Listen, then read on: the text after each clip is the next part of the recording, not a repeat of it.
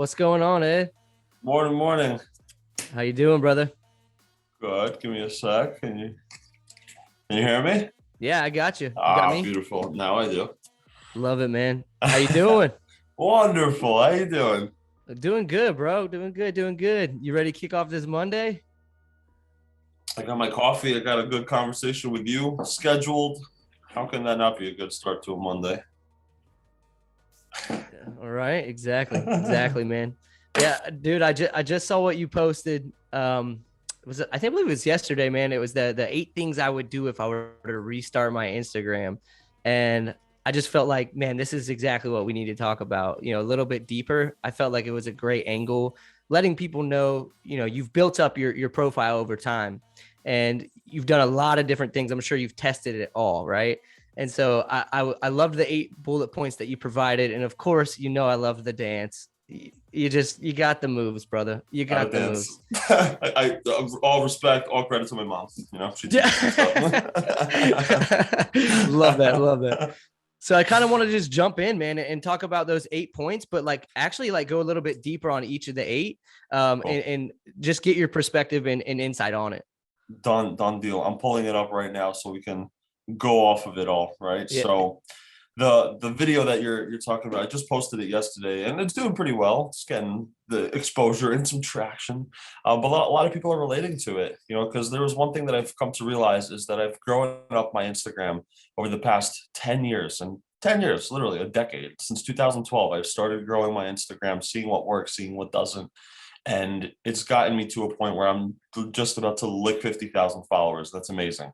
I want to get to that point. It's taking me some time, but it took me 10 years to get to. It's not something that happened overnight. If I were to restart my Instagram account, what are the 8 things I would be doing? And that was the video. So really the first thing I said, targeting local Instagram accounts. Yep. If I have 0 followers, I need to get some sort of follower base, whether it's 5 followers, 10, 20, 30, 50. How do I get those people? No one wants fake followers. I don't think you want fake followers. You probably want real legitimate followers, right? Hell no. Keep the fake ones away. That's right. So the best ones are probably the ones that are surrounding you.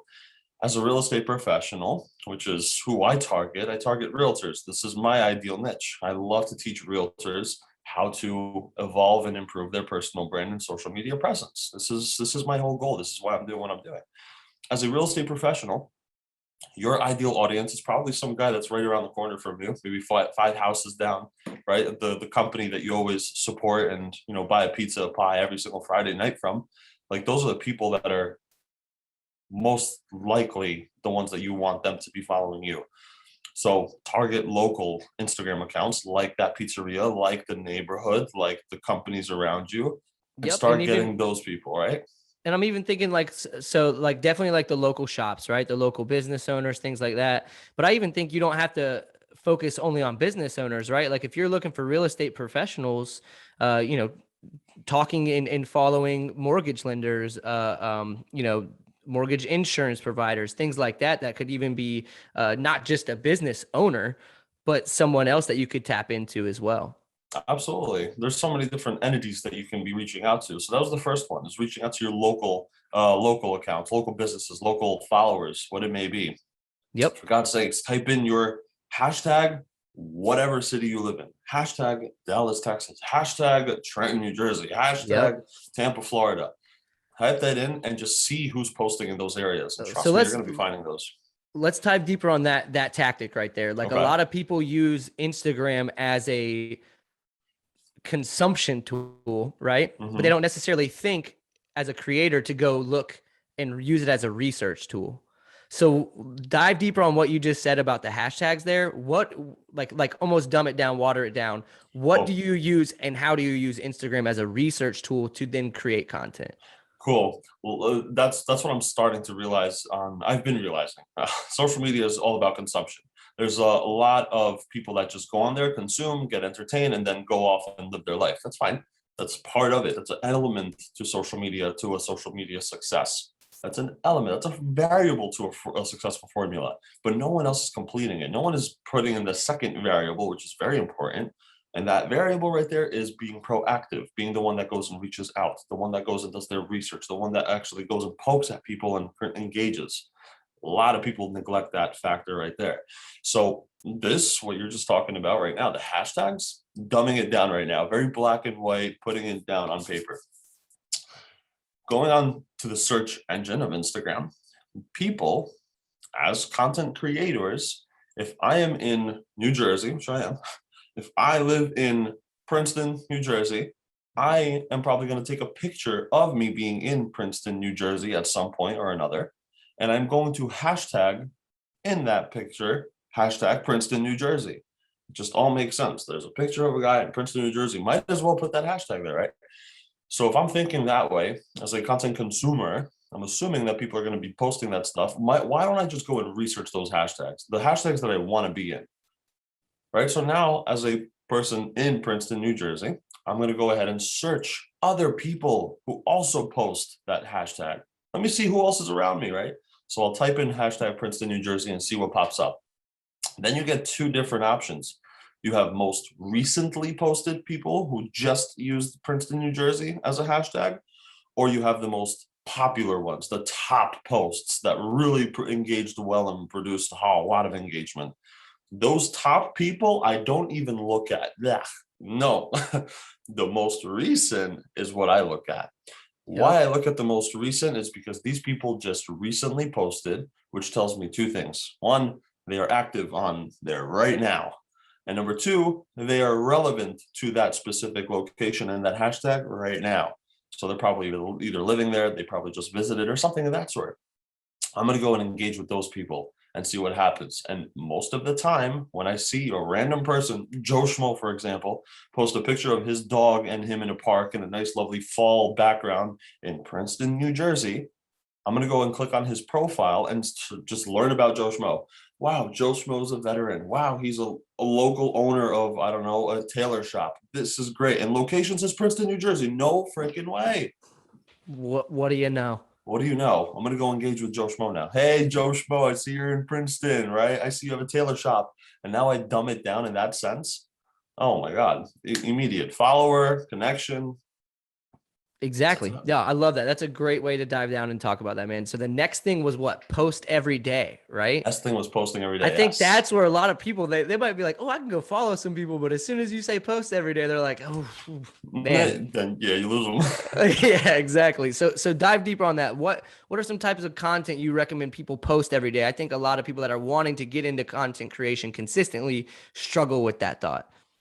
The posting every day spectrum is very hard to swallow. It's a big pill to swallow because me posting every day, is that once a day, Ed? Is that 10 times a day? What is it? Even once a day could be like, oh, I don't know if I have that much content now, but there's always something that you can be throwing out there and posting, whether it's motivational, educational, entertaining. It's about your life. It's about your business. There's so much content around you. It's not even funny. This right here is content. Me drinking my coffee and I don't know, making this little thing here which says happiness is coffee and sunshine, sunrise on the lake. I don't know what it means, but I could probably take a picture of that, post it up, motivate someone's day and have them reach out to me. There's content all around us. You got to get creative with it. So posting every day is just more so not you just posting and, oh, I got to throw something out there. That's more so telling your following that you're starting to grow. Yo, I'm relevant, I'm alive, and I'm here to make sure you're aware. Like I am going to be a highlight of your day every single day. Yep. Let them know that the consistency is coming. And you do it very well, providing tips and dancing to good old house music, dude. Oh yeah, dude, love EDM. Dude, this is just my brand though. I come from a music background. I love music. It's just my thing. I just don't care. I'm gonna dance, I'm gonna shake the butt if I have to a little bit, right? Yeah. But just to get a little bit of a smile, a little bit of entertaining going, but also value. Right. So there's some people that they actually don't create because they're scared to dance, right? They're like, well, I don't want to do the dance and stuff. I don't want to do the dance and stuff.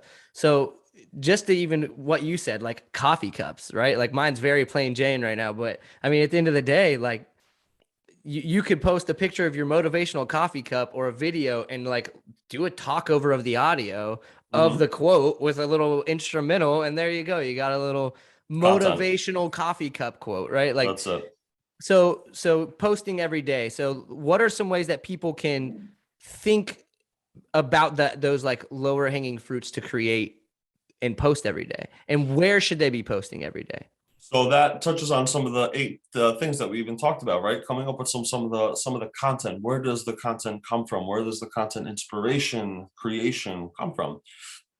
A lot of people are not creative. I'm sorry, but they're not. They're very A-type, very analytical, very logistic, very numbers, and oh, I got to do this at 3 o'clock and today. Oh my God, that just hurts my head even talking about it. Like, I am a creative soul. I am constantly doing something. If I see something, I'm inspired by it. I see someone wearing something fashionable. Like, I was at an event last night. This lady had like this leopard blouse on. I don't even know what she had, and like this red suede coat. I'm like, damn, she looks good. I went up to her. I was like, I love your coat. Yep. That just gave me so much inspiration for the fashion side of my world and my life. Right. Like, just wherever I see it, I'm like thinking, wow, that's a cool combination. Like, next time I wear red, I want to do it that way. Right. That's how my mind works. So same thing on social. I'm taking the same example I just did in real life on social. I see someone post something, I'm like, that's sick. I love that idea. I love the way that she sat there and talked about it, pointed at the house or something, and then it like transitioned. Like, I love that idea. Gonna steal it.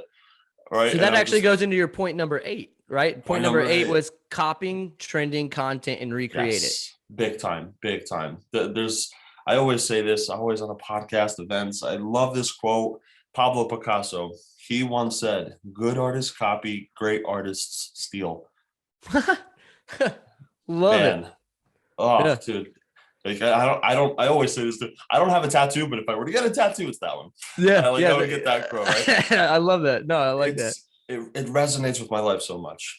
Good artists copy, great artists steal. I'm not telling everyone go and start stealing. I'm saying see what works, take the same thing and just twist it around, make your own recipe, and now you got your own thing. Inspiration, man. It actually takes me to right now we're strategizing, content for our attract phase of our ad strategy, right? With Dippidi. So we're trying to create humor. I want to create humorous content and make it more like commercial based. Well, back in like, I think it was like 90s, early 2000s, ESPN had amazing like Sports Center commercials where like they'd bring in the athletes and they had all these just small little skits.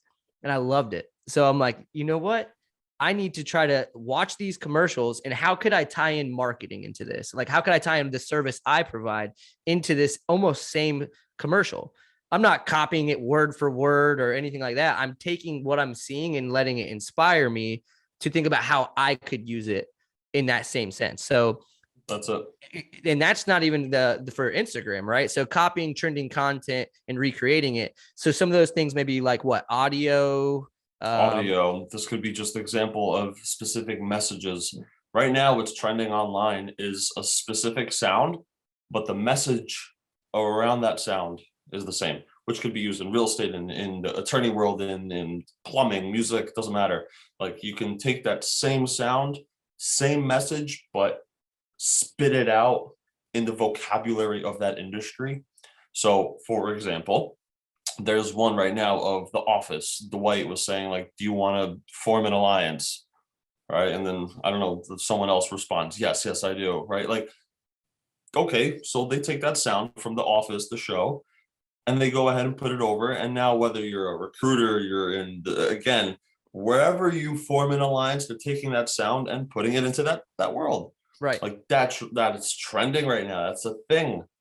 I mean, there's literally no industry that doesn't pertain to, because in every industry you have some sort of vendor you work with. Yes.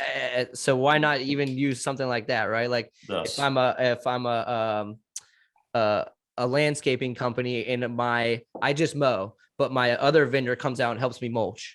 Mm-hmm. Take that in and tie it into landscape. Dude, right? Justin Bieber and Skrillex, let's form an alliance. They make a track together and it blows up. Wow. One of the greatest alliances of all time. One of the greatest alliances, big time. Yeah.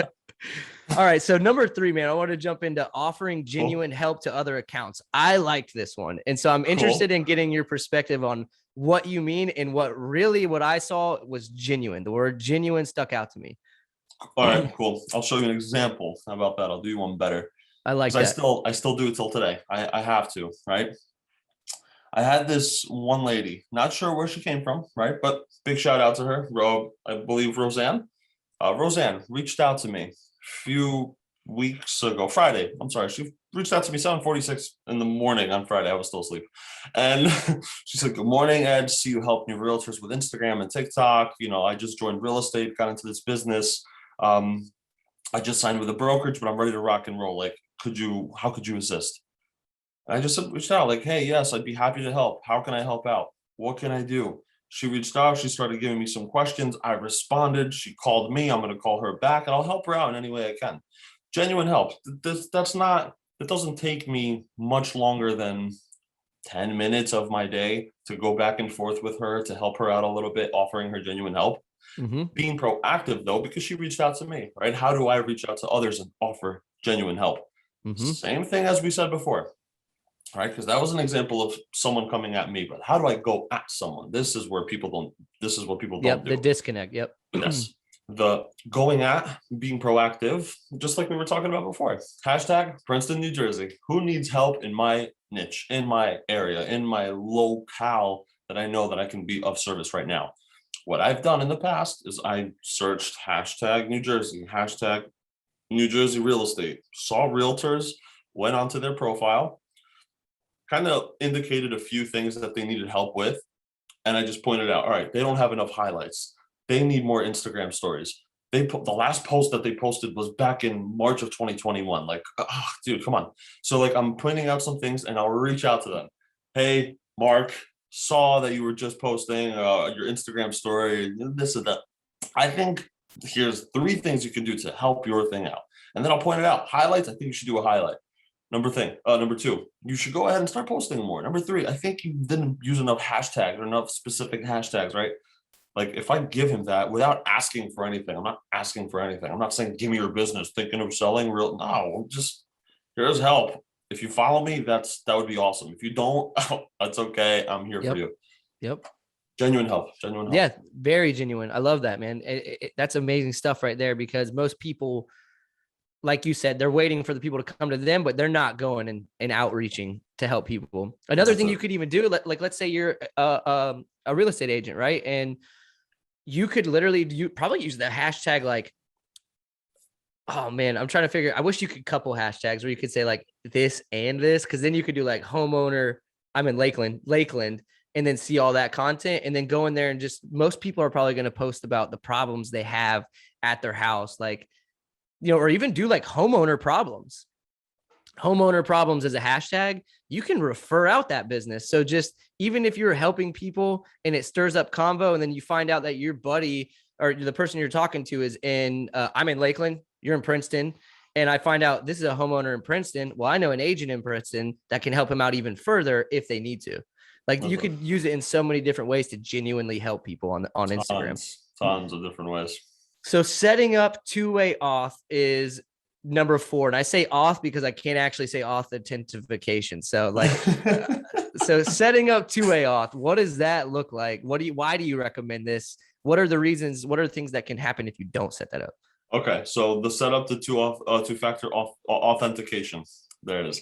The two-factor authentication is one of the biggest things that I've seen so many people struggle with. I just had this happen to one of the students that I just brought on board. He said, "Dude, I've been growing my account up to 5,000 followers, which is a lot for some people, man. 5,000 is a lot, even just to think about. 5,000, dude. I was at an event yesterday with 10,000 people. Half of that, holy shit, that's a lot of people. I was okay. So 5,000, that's a lot. Looking at it that way, you've grown it to such a point now where if you allow your security to be at breach, someone to go ahead and hack your Instagram account and now take those 5,000 followers and do whatever they want with them. Oh man, that hurts. That sucks. Like, I don't want anyone to go through that, reaching out to Instagram, and Instagram's not responding to my messages and my 38 different support tickets that I reached out. They're not going to reach out. They're too busy doing Instagram things. So you got to protect your account. So setting up that two-factor authentication is truly a gem. I've come to realize a lot of people don't talk about it, but you should understand to secure your account, because God forbid you grow your account to 100 followers or 100,000 followers. You don't want that ever to be hacked. You don't want anyone to spam it. You don't want that stuff. So set it up. Two-factor Yep. authentication. It's just simple as setting it up in your account. For those that don't know, go to your settings, go to your actual account, set it up. It's a simple process. It shoots you a text message anytime someone tries to log on or something like that. It texts you a separate code. It's very secure. Yep. I love that, man. And a lot of people, like you're saying, they don't do it. And I actually noticed that when people come to us for doing advertising, right? So they come to Dippidi, they want us to run their ads. And as soon as we get into the account, we recognize that like their already existing ad account doesn't even have two-way up, right? Now, this isn't necessarily Instagram, but a lot of things you're talking about, you're spending money on ads and different things like that, and your two-way is not set up. I've seen accounts where people come in and they run an ad, they hack your account, they run an ad, and they'll go buy basically run a $5,000 ad and just spin it all in one day. So you got to be careful with these two ways and definitely set it up. I think that's probably something that just slips people's minds. Big time. That's smart. No. Yeah. Yep. So, all right, collaborate with others in your industry. I think this one's extremely important. Collaborating with others in your industry. I don't know. For some reason, everyone looks at each other as competitors, and it's kind of very hard to not look at each other as competitors in the real estate realm. However, have fun with it, tweak it. I'm sure you can definitely have fun with it. How many times have we seen two big companies merge into one, or connect and collaborate into one? We've seen it a few times, and I'm trying to think of an example. I'm sure I will, but that's how rare it is. But when you do see it, it's like Facebook and Instagram, sick. Dude. Facebook and Instagram. Facebook bought Instagram. That was just like, hey, you're talking about a merge, guys. I'm talking more so like, for example, like Adidas and Nike collaborating on something. It's like, you don't see that happen. Like, why would they promote each other? But however, we have seen it in instances like two companies going back and forth at it, throwing negative hate at each other. Mm-hmm. Is that really negativity, or is that more so, hey, let's push you too? Mm-hmm. Oh, so many times the airlines of this world, Spirit Airlines and United, talking something, but all of a sudden Spirit and United, not in the sense of in a bad aspect. I'm not talking about it that way. I'm talking about more so getting creative with the content that you do create with another person or another company. You can get very creative with it. So for example, as a real estate agent myself, the people that I want to collaborate with are more than likely other lenders, an attorney, a home inspector, another agent. Yeah, we got to get creative with it, right? Somehow tweak it, but there are ways to do so. They have a following, you have a following, you both merge together, you create one piece of content that is exposed to their following and also your following. And now you cross-pollinate. The cross-pollination is where people, again, they neglect that concept. So many people come at to me, hey, how do I grow a following? This is one of the ways. If John Smith, who is a lender, has 5,000 followers, and you, Jacob Jingleheimer, have 5,000, right? As a real estate agent. What a name, dude. What a name, I know. Lucky bastard. Now looking at it this way, if you post one piece of content talking about the real estate world to your 5,000 followers, you only have exposure to 5,000 followers. Collaborate with John Smith, the lender.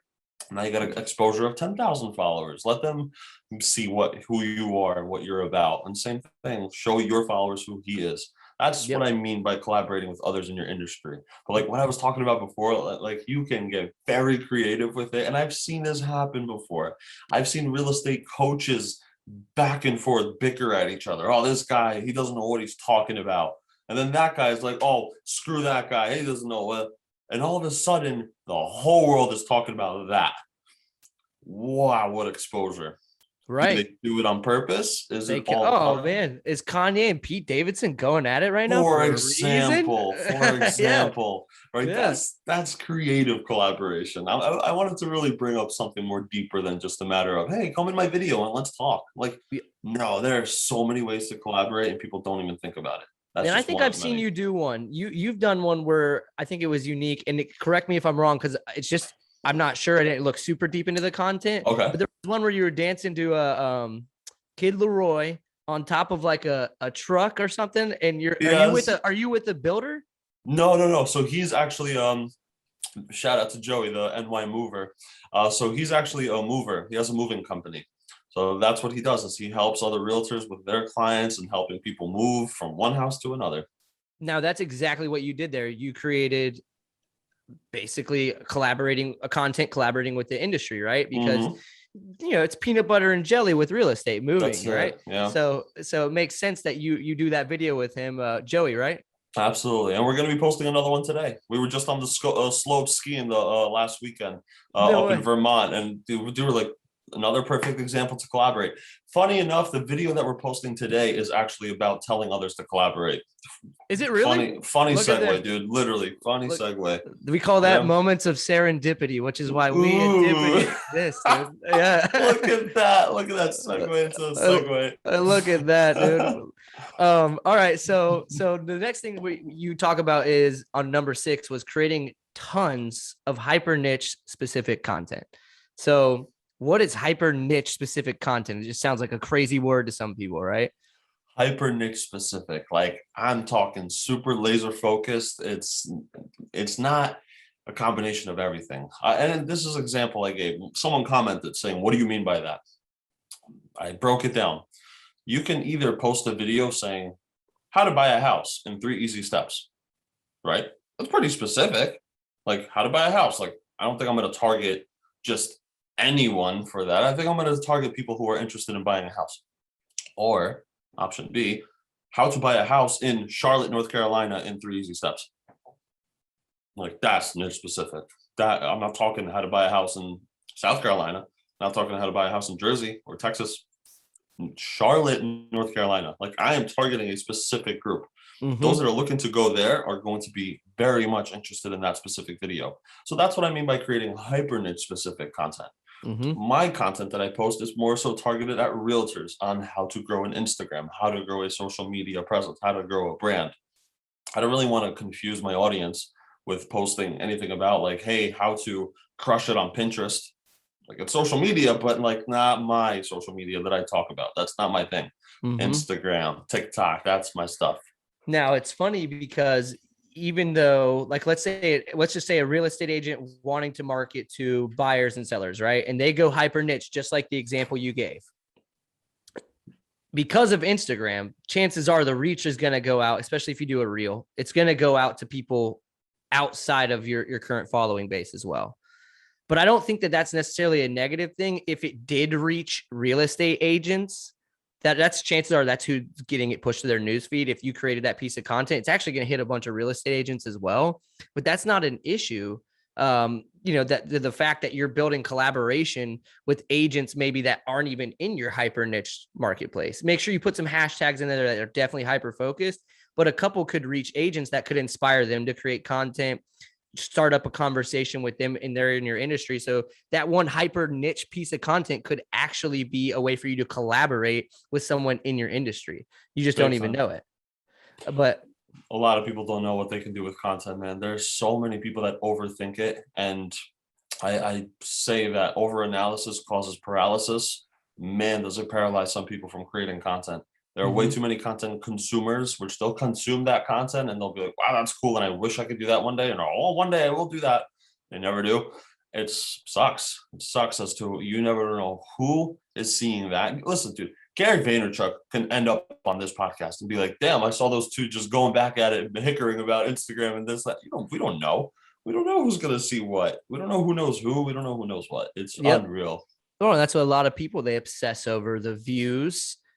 Did this go viral? Did this do this? But all it takes is one of your 120 views to be the person you've been trying to reach the whole time, right? So, you can't necessarily, it's a numbers game, which is exactly what I want to segue into, the numbers game of 20 to 30 minutes a day that you should be, engaging with niche specific accounts. So you're going to create hyper focused niche content that you're publishing, but now you also want to go engage with hyper focused specific accounts. Yes. So now creating that, just going back to that example that we just talked about seconds ago, how to buy a house in Charlotte, North Carolina. I want to go ahead and now target all those accounts that are in that area so they see that I'm posting in Charlotte, North Carolina. That pizzeria, that laundromat, that bagel store sees that I post that stuff and they're like, damn, this is one of our people, right? All of a sudden, it's like we're in the same jersey at that point. I'm seeing someone wear Princeton, New Jersey, something New Jersey. I'm like, oh, they're on my team. Like, that's just kind of how I perceive things to be. So if those accounts are seeing that account of my account and seeing the content I create, targeting their area too, like they're gonna like that. So I do that 20-30 minutes a day. You don't even need to spend 10 minutes a day. Do it 10 minutes a day. Do it 5 minutes a day, whatever.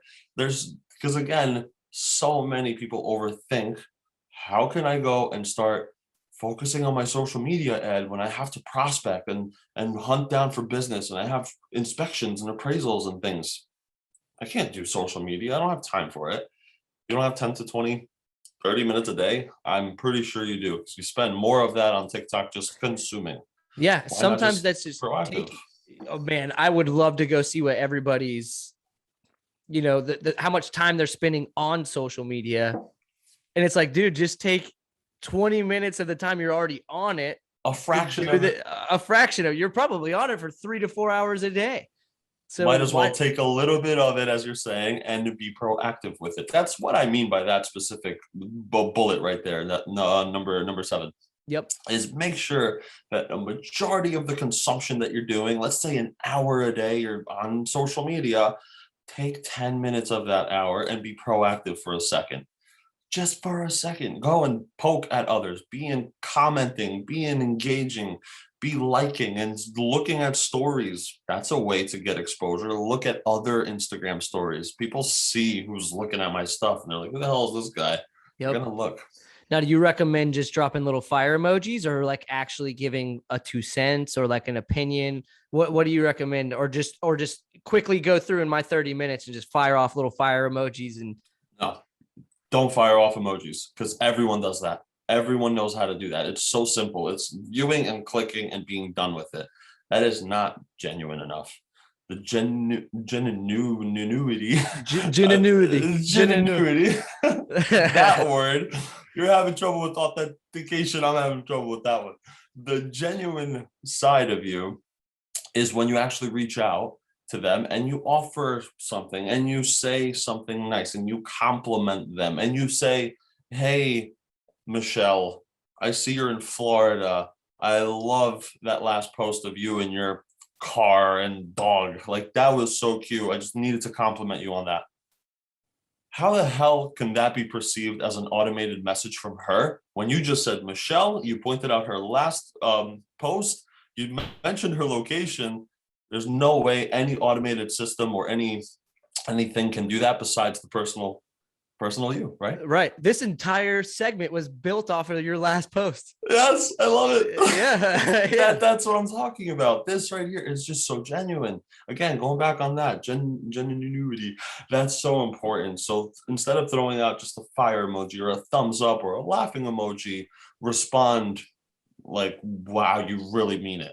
Yep. Is that response going to take you 15 more seconds to respond to? Yes, it will. However, that 15 seconds of you investing into responding like with a nice lengthy message is going to do you so much better than just a little emoji. Yep, I love that. They're going to see it. They're going to respond. They're going to love you for it. Every comment that I get on any of my posts, I make sure to respond to it by end of day, but not just with a smiling emoji and thumbs up. No. Thank you so much for your feedback. Thank you for taking time out of your day for leaving me that feedback. I appreciate your love. I got one for you. I could actually use help with this. How do you respond back when they respond with a fire emoji? Thank you so much for responding. I appreciate your love. I hope you have a great day. Yeah. Dude, sometimes like I respond with fire with 2 fires, right? Like I'm like, like it's hard. It's hard. Don't get me wrong. I'll get the emoji sometimes and I don't know how to respond to it. I'll respond back. If I really want to go ahead and respond to that specific comment, I will respond. Thanks for your love. I appreciate you. Whatever you think I can do better in my next post, let me know. Or what did you like about this post? Yep. Like, I'll try to spark up a conversation, because that one comment now turned into 2 because I responded, and which, depending on how I responded, can turn into 3. Yep. which would mean 4 because I'm going to respond back.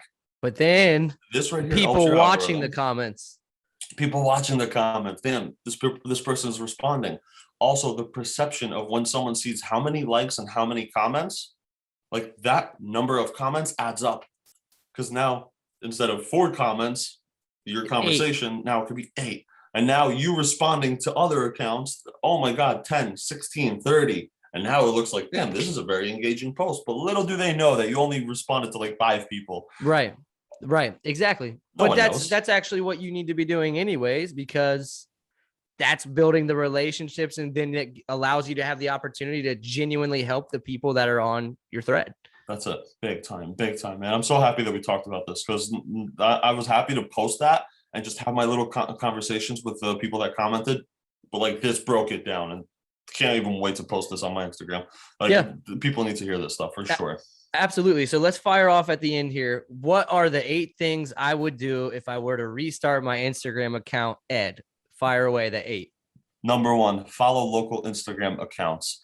Number 2, make sure you are posting every day. This could be an Instagram story, Twitter, Facebook post, you get it.